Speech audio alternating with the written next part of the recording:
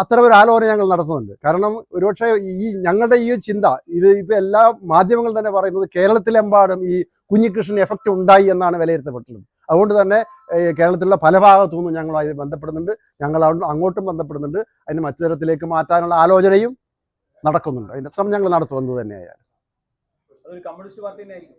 സംശയം എന്താണ്, ഇടതുപക്ഷ പാർട്ടി തന്നെയാണ്. കാരണം ഇടതുപക്ഷ കമ്മ്യൂണിസ്റ്റ് പാർട്ടി, ഇടതുപക്ഷം എന്ന് പറയുന്നത് ഒരുപക്ഷെ പലപ്പോഴും കമ്മ്യൂണിസ്റ്റ് പാർട്ടികൾ സമീപകാലത്ത് ഇതിൻ്റെയൊക്കെ ഒരു ഫലം എന്ന് പറയുന്നത് കമ്മ്യൂണിസ്റ്റ് പാർട്ടികൾ വലതുപക്ഷവൽക്കരിക്കപ്പെട്ടുകൊണ്ടിരിക്കുന്നു. അഴിമതിക്കെതിരായിട്ടുള്ളൊരു പോരാട്ടമാണ് നമ്മൾ നടത്തുന്നത്. അപ്പോൾ അതിനെതിരായ നിർബന്ധമായും ഇത്തരമൊരു ബദൽ കേരളത്തിൽ, ഒരു ഇടതുപക്ഷ ബദൽ, ഒരു കമ്മ്യൂണിസ്റ്റ് ബദൽ, നിലവിലുള്ള വലതുപക്ഷവൽക്കരണത്തിനെതിരായിട്ടുള്ള ബദൽ അനിവാര്യമായിട്ടുണ്ട്.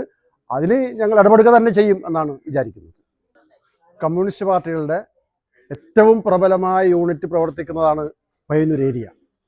ഈ പയ്യന്നൂർ ഏരിയയിൽ കഴിഞ്ഞ കുറച്ച് വർഷങ്ങളായിട്ട് പാർട്ടിയിൽ കൊണ്ടിരിക്കുന്ന അപജയത്തെക്കുറിച്ച് പാർട്ടി അംഗങ്ങളിൽ നിന്നും പാർട്ടിയുടെ നേതൃത്വത്തിലുണ്ടായിരുന്ന സഖാവ് വി കുഞ്ഞികൃഷ്ണേട്ടനും പലതവണ പാർട്ടിക്കകത്ത് ഉന്നയിക്കുകയും, പക്ഷേ ഉന്നയിക്കപ്പെട്ട വിഷയത്തെ നിന്നും വഴിമാറിക്കൊണ്ട് അല്ലെങ്കിൽ ചെറിയ തോതിലുള്ള ശിക്ഷ കൊടുത്ത് ഈ ഇത്തരം അപജയത്തിന് നേതൃത്വം കൊടുത്തവരെ പെട്ടെന്ന് തരം താഴ്ത്തുകയും പിന്നെ അതേപോലെ ഉയർത്തിക്കൊണ്ടുവരികയും ചെയ്യുന്നൊരു സാഹചര്യം ഉണ്ടായത്. പാർട്ടി അന്ന് പറഞ്ഞ കാര്യം എന്തായത്, ഈ പാർട്ടിക്കൊന്നും ഒരു നഷ്ടവും സംഭവിച്ചിട്ടില്ല എന്ന് ജില്ലാ കമ്മിറ്റി തീരുമാനിക്കുകയും ആ കാര്യം താഴെത്തട്ടുള്ള ബ്രാഞ്ചുകളിലേക്ക് അടക്കം അടിച്ചേൽപ്പിക്കുകയാണ് ചെയ്തത്. അന്ന് എല്ലാ പാർട്ടി ബ്രാഞ്ച് ഘടകങ്ങളൊക്കെ തന്നെ, അനുഭാവികളൊക്കെ തന്നെ ഈ കണക്ക് കേൾക്കുകയും ചിലരൊക്കെ പ്രതിഷേധിച്ചു, ചിലരൊക്കെ പാർട്ടി അംഗത്വം ഉപേക്ഷിച്ചിട്ടുണ്ട്, ചിലരൊക്കെ അതിനോട് പ്രതികരിച്ചിട്ടുണ്ട്. പക്ഷെ ബാക്കി എല്ലാവരും നിശബ്ദരായിരിക്കുകയായിരുന്നു. ആ നിശബ്ദതയാണ് ഇപ്പോൾ ഈ തെരഞ്ഞെടുപ്പിൽ ഖണ്ഡിച്ചിരിക്കുന്നത്. ഒരുപക്ഷെ ലോകത്തിലാദ്യമായി കമ്മ്യൂണിസ്റ്റ് പാർട്ടി ജനാധിപത്യ പ്രക്രിയയിലൂടെ അധികാരത്തിലെത്തിയത് ഇന്ത്യയിലാണ്, കേരളത്തിലാണ്. അതേ കേരളത്തിലെ പയ്യന്നൂരിൽ ജനാധിപത്യ പ്രക്രിയയിലൂടെ തന്നെ കമ്മ്യൂണിസ്റ്റ് പാർട്ടിയെ തിരുത്താനുള്ള ഒരു ശ്രമമാണ് ഈ തെരഞ്ഞെടുപ്പിലൂടെ പയ്യന്നൂരിലെ പാർട്ടി അണികളും പാർട്ടി അംഗങ്ങളും ചെയ്തത് എന്നാണ് ഞങ്ങൾ വിശ്വസിക്കുന്നത്. അതിനെ UDFിൻ്റെ പിന്തുണയോടുകൂടി കിട്ടിയതോടുകൂടി നമുക്കൊരു MLA നിലയിലേക്ക് തന്നെ കുഞ്ഞികൃഷ്ണേട്ടനെ എത്തിക്കാനും സാധിച്ചിട്ടുണ്ട്. ഈ ജാഗ്രത രൂപപ്പെട്ടതും അങ്ങനെയാണ്. കുഞ്ഞികൃഷ്ണേട്ടൻ കഴിഞ്ഞ 2022 മുതൽ ഈ വിഷയം ഉന്നയിക്കുകയും എന്നാൽ അദ്ദേഹം പിന്നീട് പാർട്ടിയോട് സമരസപ്പെടുന്ന രീതിയിലേക്ക് പോവുകയും ചെയ്തു. അതിനകത്ത് വീണ്ടും ഈ വിഷയം ഉന്നയിക്കാമെന്നാണ് അദ്ദേഹം കരുതിയത്. നിർഭാഗ്യവശാൽ അദ്ദേഹം അതിനകത്ത് പാർട്ടിയിൽ സജീവമായി വന്നതോടുകൂടി തന്നെ ഈ വിഷയത്തെ അവഗണിക്കുന്ന ഒരു നിലയാണ് ഉണ്ടായത്. അതിൽ നിന്ന് എന്നിട്ട് പോലും ഈ ഒരു ഗുരുതരമായ വീഴ്ചയെ ചൂണ്ടിക്കാണിക്കാനുള്ള അദ്ദേഹത്തിൻ്റെ ശ്രമത്തെ പാർട്ടി നിരാകരിച്ചതോടെ അദ്ദേഹം ഒരു ചാനലിന് അഭിമുഖം കൊടുക്കുകയും പിന്നെ അതേ തുടർന്ന് അദ്ദേഹത്തിൻ്റെ പാർട്ടിയിൽ നിന്ന് പുറത്താക്കുകയുണ്ടായി. അദ്ദേഹത്തിൻ്റെ വീട്ടിന് മുന്നിൽ ഒരു സംഘം ആളുകൾ വന്നിട്ട് വെടിവെട്ടിക്കുകയും പ്രതിഷേധിക്കുകയും ചെയ്യുകയുണ്ടായി. അന്ന് ഉണ്ടായിരുന്ന ഈ പരിസരത്തുള്ള ഒരു സംഘം ആളുകൾ ചേർന്ന് ആണ് അന്ന് ശക്തമായി അതിനെതിരെ പ്രതിരോധിച്ചത്. ആ പ്രതിരോധത്തിൽ നിന്നാണ് ജാഗ്രത എന്നൊരു സമിതിയിലേക്ക് ഞങ്ങൾ മാറിയത്.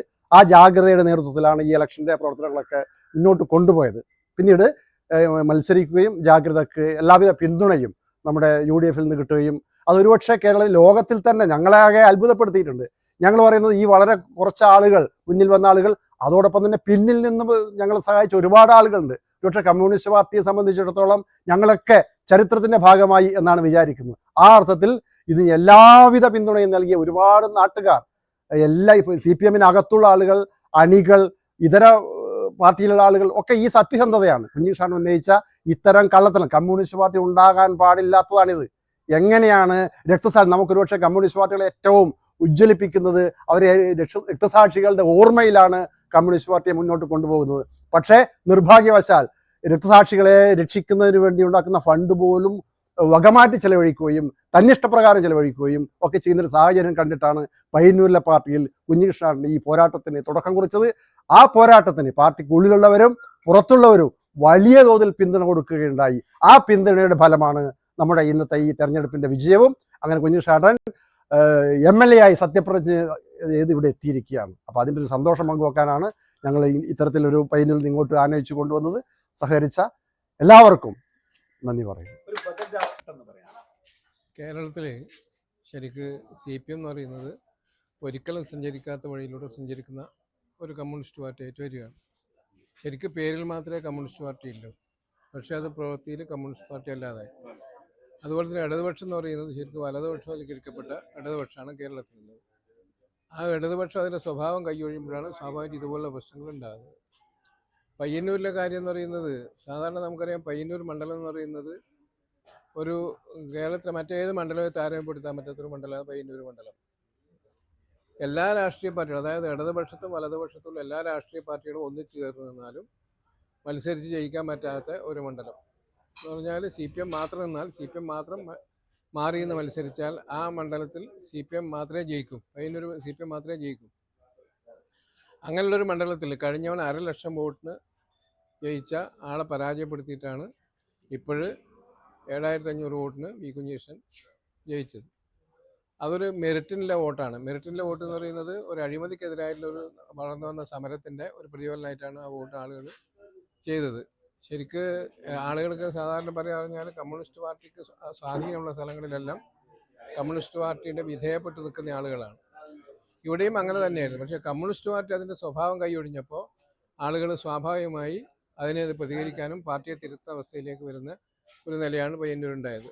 അപ്പോൾ ശരിക്ക് ഈ കേരളത്തെ സംബന്ധിച്ചിടത്തോളം കേരളത്തിൽ 140 മണ്ഡലത്തിൽ മത്സരിച്ച ഒരാളുണ്ട്, അത് പിണറായി വിജയനാണ്.